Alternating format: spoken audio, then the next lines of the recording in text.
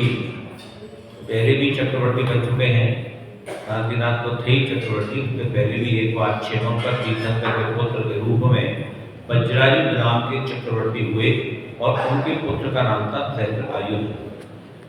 यहाँ पर सहस्रायुध के पुत्र कनक शांति को सबसे पहले केवल ज्ञान प्राप्त हुआ है और उसके बाद जब वज्रायुध ने देखा कि देखो मेरा ये पौत्र है और बालक आयु है और बालक आयु में इसने केवल ज्ञान को प्राप्त कर लिया और मुझे देखो चक्रवर्ती के पद के दलदल में फंसा हुआ हूँ और वो सबको छोड़कर अपने पुत्र सहस्र आयु के गति पाकर और तपस्या करने वन में चले जाते हैं।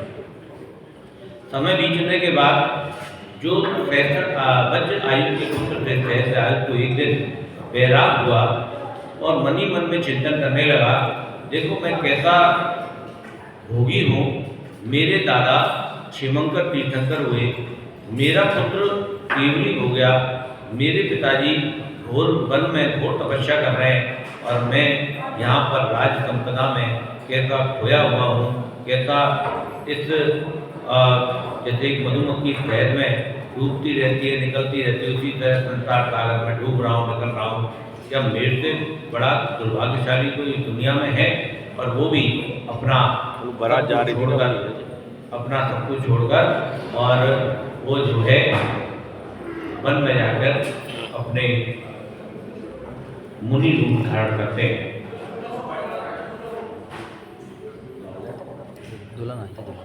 कल बारात जा रही है जयसवाल जयसवाल सादाबाद। अरे तो चलो यार, कहाँ परिग्रह में घूम गया? परिग्रह में गया था, रसीद की कह रहा है।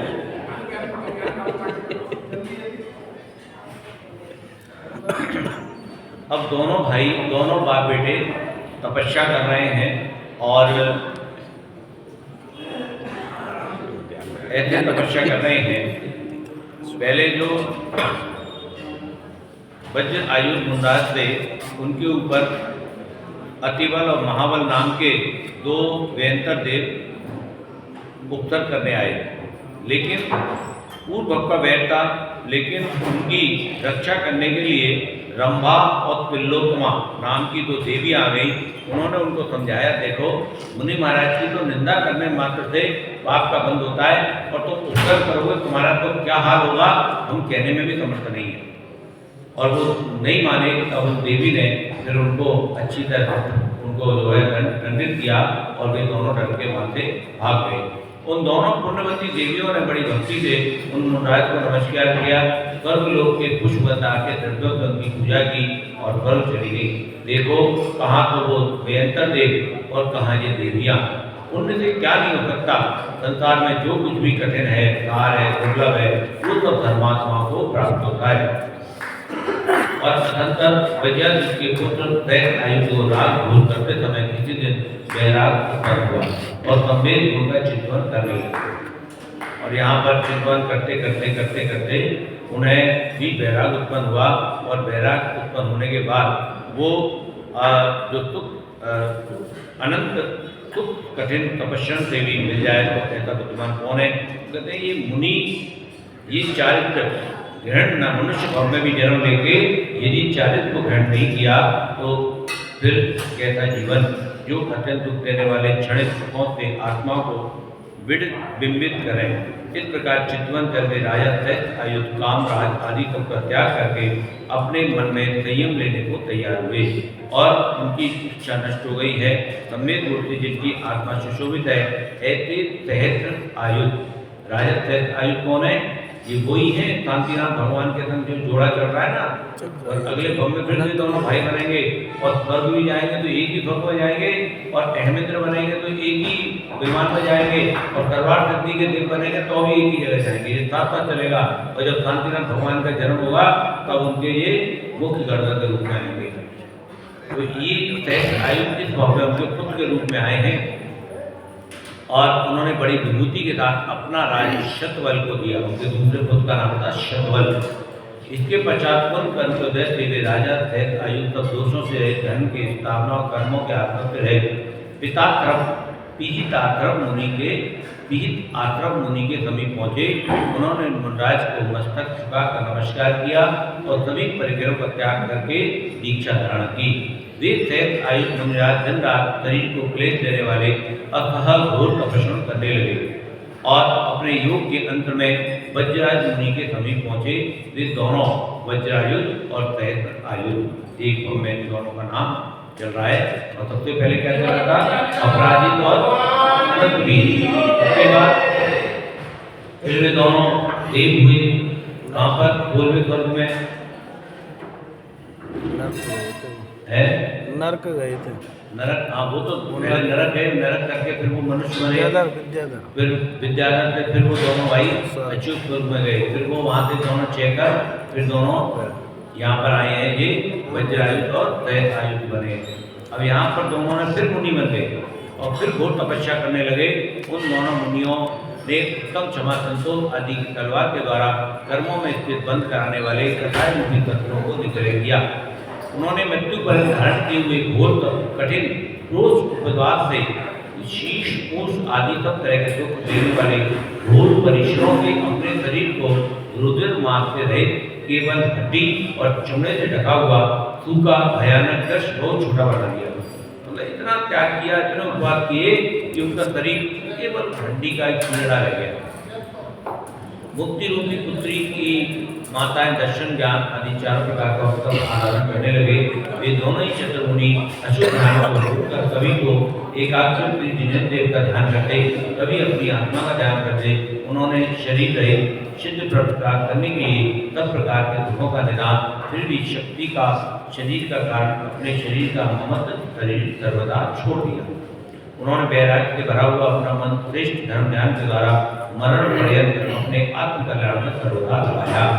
इस प्रकार पूर्ण समाधि के साथ रत्नत्रय को धारण कर कुछ जीवों को अभय देने वाले प्रकृति का बंध कर अपने प्राणों को छोड़ दिया और धर्म के प्रभाव से ऊर्ध्व के वेग में सुख के सागर सोमनथ नामक अधो विमान में वे दोनों ही ऐमेंद्र हुए।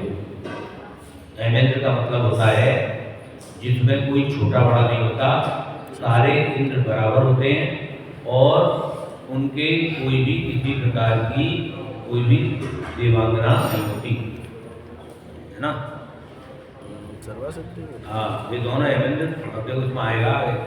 इस ऐमेंद्र के समान रत्नों के बने हुए अनेक सिद्धियों से परिपूर्ण उत्पाद ग्रह विमान में दो शिलाओं के भी मणियों से बने हुए सोने के आसन पर पल्लंग अपन पलंग बोलते ना, उसको होते पल्लंग उत्पन्न हुए और अंतर्मूर्त में ही यौवन अवस्था को प्राप्त हुए। 48 मिनट में ही पड़े हुए यौवन उत्पन्न होते समय वे दिव्य माला और वस्त्र पहने हुए थे, सब आभूषणों से सुशोभित थे। उत्पन्न होते ही जो उत्तर बैठे को देखने लगे। वे देखने लगे सब तरह के रत्नों के बड़े बड़े ऊंचे जिनालय। कहाँ दृष्टि पड़ी सबसे पहले उनकी? बड़े बड़े विशाल जिनालय बने हुए, किलोमीटर के जिनालय होते हैं उनके विमानों में।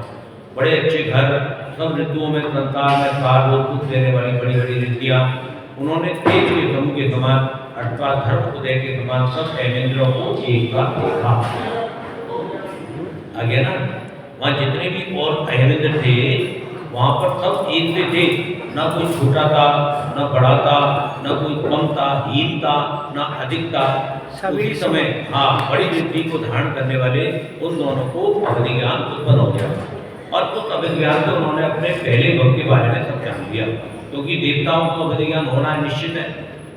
तप और ज्ञान का उत्तम नहीं जान लिया, निरंतर वे दोनों ही जिनालय में जाके अनेक प्रकार से भगवान की पूजा की। अब देखो मुनि महाराज बन के अपने शरीर को छोड़ा तो वो संस्कार में सबसे पहले वो वहाँ जाकर जिनालय में गए और दोनों भाइयों ने, दोनों देवों ने वहाँ जाकर पूजन किया।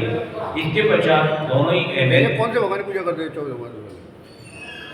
अनंत परमेष्टि के जिनालय होते हैं ना, वहाँ तो जो अकीर्तन जिनालय होते हैं वो अनंत परमेष्टि के होते हैं। वो मूर्तियाँ होती हैं, मूर्ति होती है, 500 धनुष की मूर्ति होती है, 108 प्रतिमा होती है जिनालय में कम से कम। स्वर्गों में देवों को देवांगनाओं से जो सुख प्राप्त होता है उससे बहुत ही सुख उन ऐमेंद्रों को है। देखो क्या करेंगे। इस इसके पश्चात वे दोनों ही एवं धर्म के प्रभाव से प्राप्त हुए प्रविचार रहित, आ गया ना, प्रविचार रहित देवों को देवांगनाओं से जो सुख प्राप्त होता है उससे बहुत ही अधिक सुख एवं को होता है। बिना देवांगनाओं के उनको इतना अनंत सुख प्राप्त होता है ऑटोमेटिकली।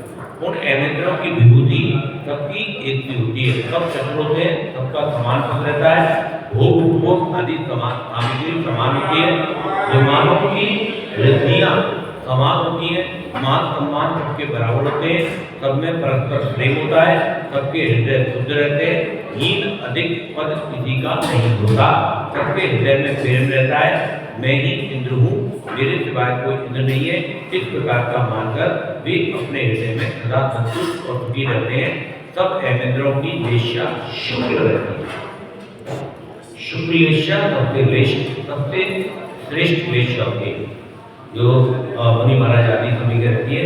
वे सब उपमा रहित होते हैं, विषाद तथा मद से रहित है, किसी को कोई अहंकार नहीं है, क्योंकि जिनकी वेश्या शुक्ल है ना तो उनको मद हो सकता है ना उनको अहंकार हो सकता है। तो इस प्रकार से सब एवेंद्र समान ही होते हैं।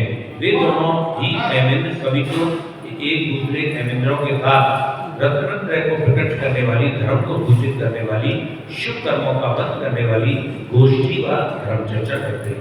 कोई काम नहीं, उसके बाद केवल तत्व चर्चा और धर्म चर्चा कर रहे हैं।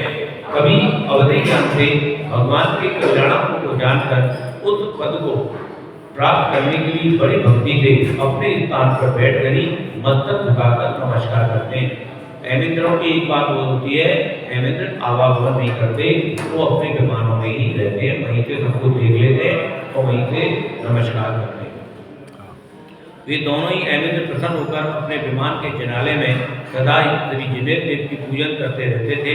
वे दोनों ही एवेंद्र काम रूपी अग्नि के दाह से रहते, उन्हें कहीं आने जाने की इच्छा उन्हें ही होती नहीं। इन एवेंद्र के अंदर क्योंकि शुक्लेशाय का जीव होगा वो स्थिर रहेगा, उसकी कहीं भी आने जाने के भाव होंगे नहीं। और आत्मा से उत्पन्न हुए अनेक प्रकार के मन को प्रसन्न करने वाले सुख को भोगते हैं, उन्हें सात्विक पृथ्वी तक का अवधि ज्ञान होता है। क्या मतलब हुआ इसका? सातवें लोक नहीं, सातवें नरक का, सातवीं पृथ्वी। तुम कौन सी पृथ्वी पर हो? कौन सी पृथ्वी पर हो? प्रथम काल तो प्रथम पृथ्वी पे हो तो प्रथम पृथ्वी प्रथमा नरक हो गया ना, पहला नरक हो गया। पहले नरक के ऊपर ही तो पंख से ऊपर है, नरक से थोड़ा ही ऊपर हो, ज्यादा ऊपर नहीं। नरक तो अब्दुल बाग से चालू स्टार्ट होता है ना, तीसरे बाग से। पंख धर और नहीं, पंख अब्दुल तो लास्ट है, अब्बुल। हाँ, तो बीच में एक और तीन पर रहती है ना, तो नीचे बैठकर रहते हैं, ऊपर मनुष्य रहते हैं, सबसे नीचे नरक।